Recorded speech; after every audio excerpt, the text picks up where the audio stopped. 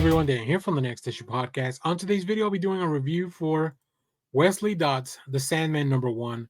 This is a new book from DC Comics, so let's take a look at the creative team before we get into this book. This book is written by Robert Venditti, with art by Riley Rossmo, colors by Plascencia, and letters by Tom Napolitano. I like this team a lot. I think it's a really fun team. I will say I am not the biggest fan of the Sandman, or at least not this version of the Sandman.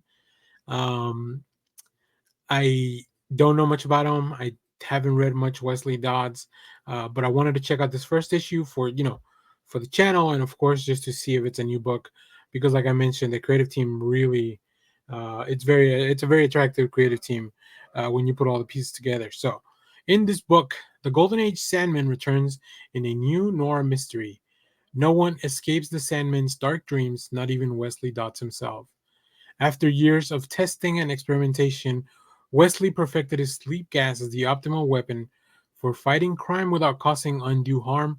But when his journal detailing all the fails and far more deadly formulas is stolen, the Sandman must hunt down the thief and the people in the shadows pulling the strings before the contents of the journal are released.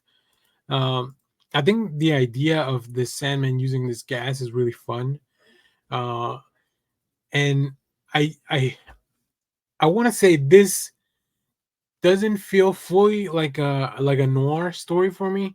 I don't know whether it's Rossmo's artistic style, like, which I really like. I just don't know that it feels noir, or Plascencia's colors palette, the color palette choices. It doesn't always feel like a very dark, gritty story to me, like a detective story.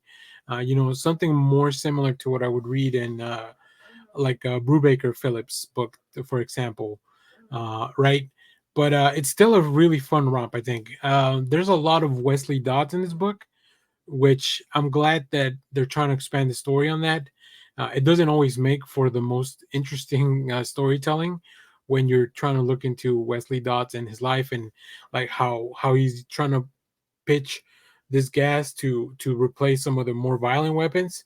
But I think once the mystery kicks in and once the his journal is stolen, I think that's what's really going to really bring you into the story.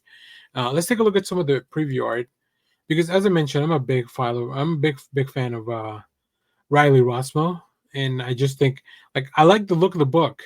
I just don't know that it's giving the noir vibes, but I love the paneling. I love the askew, like how everything's a little bit askew, and then just this big Wesley Dodds with all the gas, and then like everything kind of being incorporated into him.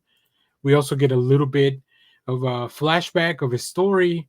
The letters also really match the style for Rossmo, where it's like they're not very the same font that you're usually seeing. It looks a little bit more askew as well. So I think it all kind of works together with the art.